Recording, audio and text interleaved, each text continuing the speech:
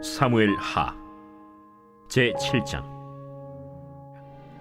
다윗 왕이 여호와 앞에 들어가 앉아서 이르되, 주 여호와여, 나는 누구이오며 내 집은 무엇이기에 나를 여기까지 이르게 하셨나이까?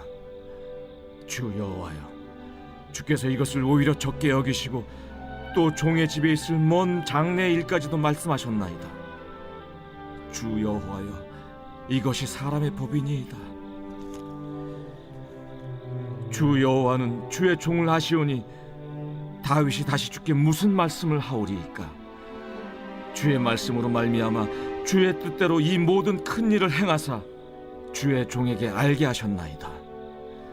그런즉 주 여호와여, 이러므로 주는 위대하시니 이는 우리 귀로 들은 대로는 주와 같은 이가 없고 주 외에는 신이 없음이니이다.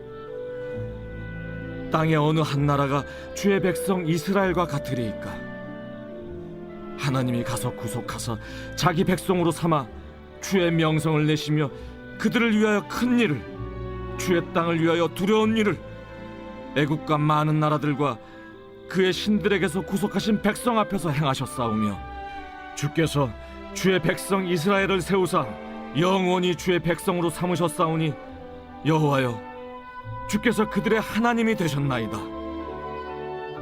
여호와 하나님이여, 이제 주의 종과 종의 집에 대하여 말씀하신 것을 영원히 세우시며 말씀하신 대로 행하사 사람이 영원히 주의 이름을 크게 높여 이르기를 만군의 여호와는 이스라엘의 하나님이라 하게 하옵시며, 주의 종 다윗의 집이 주 앞에 견고하게 하옵소서. 만군의 여호와 이스라엘의 하나님이여, 주의 종의 귀를 여시고 이르시기를 내가 너를 위하여 집을 세우리라 하셨으므로 주의 종이 이 기도로 주께 간구할 마음이 생겼나이다. 주 여호와여, 오직 주는 하나님이시며 주의 말씀들이 참되시니이다. 주께서 이 좋은 것을 주의 종에게 말씀하셨사오니 이제 청하건대 종의 집에 복을 주사 주 앞에 영원히 있게 하옵소서. 주 여호와께서 말씀하셨사오니 주의 종의 집이 영원히 복을 받게 하옵소서 하니라.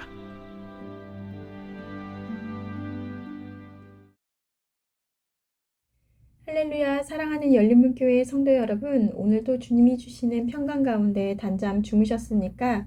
9월 30일 금요일 아침을 깨우는 말씀은 사무엘하 7장 18절에서 29절까지의 말씀입니다.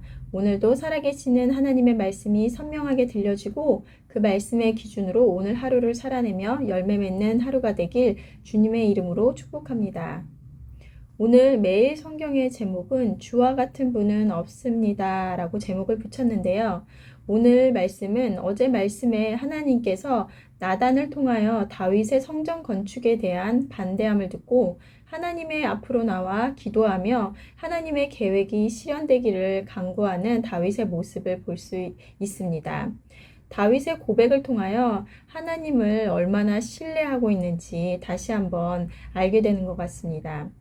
사무엘하 7장 18절에서 18절과 20절 말씀을 보면 다윗 왕이 여호와 앞에 들어가 앉아서 이르되, 주 여호와여, 나는 누구이오며 내 집은 무엇이기에 나를 여기까지 이르게 하셨나이까? 주 여호와는 주의 종을 아시오니 다윗이 다시 주께 무슨 말씀을 하오리이까? 존 칼빈은 기독교 강요 제일 첫 장에 하나님을 아는 지식과 우리를 아는 지식은 서로 연결되어 있다라고 하며 우리 자신을 아는 지식이 하나님을 아는 지식으로 향하게 한다고 하였습니다. 저는 이 말에 참 깊이 공감을 했는데요. 예전에 하나님을 알지 못하던 때 나의 모습을 보면 내 자신에 대한 묵상이 없기에 나는 누구이며 내 존재에 대한 목적, 내가 기뻐하는 것에 대해 깊이 고민을 해보지 않았던 것 같습니다. 그저 매일매일 바쁜 일상 속에서 눈에 보이는 곳들을 쫓아가며 내 앞일을 계획하며 살아가기 바빴던 것 같습니다.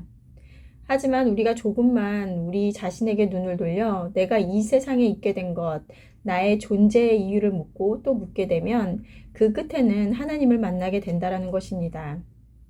왜냐하면 하나님을 제외하면 그 질문의 답을 찾을 수가 없기 때문입니다.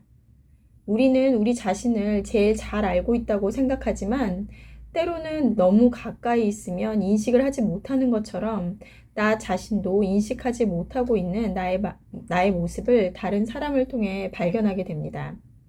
다른 누군가로부터 너는 이런 사람이야 라고 들으면서 내가 정말 그런 사람이었어? 하고 깜짝 놀라기도 하는데요. 모두가 그런 경험을 해보셨을 것 같습니다.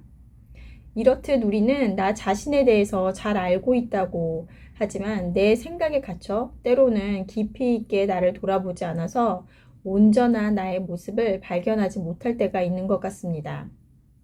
사역을 하면서 알게 된 것 중에 하나가 나는 사람들 앞에 나서는 것도 싫어하고 부끄러워하고 그리고 조리 있게 말하는 것을 못하는 사람이야 라고 생각했는데 아이들 앞에서 말씀을 전하고 있을 때 내게 기쁨과 감사함이 넘쳐남을 발견하게 됩니다. 하나님께서는 우리의 창조주이시기에 각자에 대한 목적과 계획을 가지고 계시며 그렇기에 나에 대해서 가장 잘 알고 계시는 분이라는 것입니다. 따라서 내가 하나님께 가까이 가지 않으면 하나님을 알지 못하면 내 자신에 대해 온전히 깨닫지 못할 것입니다. 그렇기에 하나님을 가까이 하고 온전히 나의 삶을 맡길 때 가장 나다운 모습으로 나의 계획하신 길을 이끄실 것입니다. 18절과 20절 말씀의 짧은 고백에서도 많은 것을 깨닫게 되는데요. 다윗은 하나님 앞에서 하나님의 성전을 짓겠다고 했던 계획을 하나님 앞에 내려놓고 하나님보다 앞서가려는 걸음을 멈추고 하나님 앞에 머물렀습니다. 내가 바라는 것을 응답받기 위해 간구하고 있는 것이 아니라 하나님이 말씀하신 것에 대해 응답하는 기도를 드리더라는 것입니다. 주일에 중고등부 친구들과 말씀을 나누며 우리가 때론 나의 생각이 맞는 것 같은데 내 결정이 더 옳아 보일 때에도 왜 하나님의 말씀을 순종하고 따라야 하는지에 대해서 아이들에게 질문을 했습니다. 한 친구가 하나님은 항상 옳으시기 때문입니다 라고 대답했는데요. 아이들과 매주 말씀을 한 개씩 암송을 하고 있는데 암송했던 말씀을 떠올리며 다 같이 큰 소리로 외워보았습니다. 이사야 55장 9절 말씀은 이는 하늘이 땅보다 높음 같이 내 길은 너희의 길보다 높으며 내 생각은 너희의 생각보다 높음이니라. 이에 대한 진정한 고백이 있을 때 우리는 내 생각을 앞세우지 않고 비록 그 당시에는 하나님의 방식이 이해가 되지 않더라도 순종하며 따를 수 있다라는 것입니다. 어제 말씀처럼 다윗이 성전을 건축하는 것은 하나님을 위한 일이었으며 다윗이 보기에 그것은 옳은 일, 선한 일이었습니다. 하지만 다윗은 하나님 앞에서 왜 못하게 하십니까? 제가 할 수 있도록 허락해 주세요가 아니라 하나님 앞에 겸손함으로 자신의 생각을 내려놓고 하나님의 뜻을 따를 수 있었던 것은 나보다 높으신 하나님, 나의 생각보다 더 깊고 높으신 하나님을 철저하게 신뢰하였기 때문입니다. 우리가 병원에 가서 의사가 처방해 주는 것에 따라 따르는 것, 또 어떤 분야의 전문가들을 찾아가서 조언을 듣고 또 그것들을 따르는 것은 나보다 그 분야에 더 많은 것을 알고 있고 전문가라는 인정과 믿음이 있기 때문에 그들의 말을 따르는 것입니다. 그것은 다른 말로 내가 그것에 대한 지식과 알미 그리고 지혜가 그 사람보다 없다는 것을 인정하기 때문입니다. 하지만 우리는 삶 속에서 내가 내 가족을, 내 일을, 그리고 내 미래를, 내 관계를 가장 잘 아는 전문가인 것처럼 살아갈 때가 많은 것 같습니다. 하지만 그러므로 얻어지는 것은 무엇입니까? 염려와 걱정과 고민과 갈등 등이라는 것입니다. 하지만 나보다 더 잘 나를 아시는 하나님께 나를 주장하지 않고 내 삶을 맡겨드릴 때 다윗이 기름 부음을 받고 15년 동안 도망자의 신세를 살았음에도 한결같을 수 있었던 것, 그리고 당장 내 눈앞에 보이는 것은 평안이 아니고 재앙과 같은 상황일지라도 평안할 수 있었던 것은 언젠가 하나님께서 그의 계획대로 나를 이끄실 것이라는 믿음 때문이라는 것입니다. 사무엘하 7장 29절 말씀을 보면 이제 청하건대 종의 집에 복을 주사 주 앞에 영원히 있게 하소서. 주 여호와께서 말씀하셨사오니 주의 종이 집이 영원히 복을 받게 하옵소서 하니라. 여러분들이 생각하는 복은 무엇입니까? 돈이 많은 것, 건강한 것, 하는 일이 잘 되는 것. 물론 이런 것들이 주어진다면 감사하고 좋은 것입니다.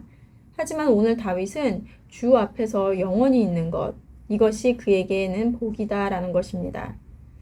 제가 며칠 전에 이사를 했는데요. 층이 높아서 거실에 앉으면 파란 하늘과 나무를 볼 수 있고요. 침대에 밤에 누우면 하늘에 별을 볼 수가 있습니다. 그러면서 드는 생각이 눈 뜰 때부터 잠들 때까지 하나님을 생각하고 그리고 묵상할 수 있게 하는 것이 참 감사하다라는 생각을 했습니다. 우리는 세상에 많은 것을 가져도 불행하다고 느끼는 사람이 있으며 또 별로 가진 것이 없어도 행복한 사람이 있습니다.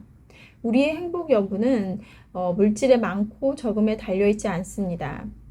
우리 그리스도인들이 기뻐할 수 있는 것, 행복할 수 있는 것은 내가 가진 것과 상관없이 내가 풍요에 처하든 빈곤에 처하든 늘 나와 함께 하시고 나의 삶을 가장 좋은 곳으로 이끄시는 하나님이 계시기 때문입니다. 삶이 풍족하면 풍족함에 하나님께 감사함을 고백할 수 있는 사람, 어렵고 힘들면 기도하며 간구할 수 있는 하나님이 있음을 감사할 수 있는 저와 여러분이 되셨으면 좋겠습니다. 주 여호와여, 나는 누구이오며 내 집은 무엇이기에 나를 여기까지 이르게 하셨나이까. 주일 설교에서 죄에 대한 고찰을 하지 않으면, 내 자신이 죄인이라는 것에 대한 진정한 고백이 없으면 하나님의 풍성한 은혜가 무엇인지 알지 못하는 것처럼, 다윗과 같이 나 자신에 대한 인식, 아무런 자격 없는 자임을 알게 될 때 하나님께서는 우리를 선택하심은 나의 어떠함으로 인한 것이 아니라 하나님의 완전한 은혜임을, 은혜로부터 온 것임을, 그리고 또 가장 큰 선물임을 깨달을 수 있을 것입니다.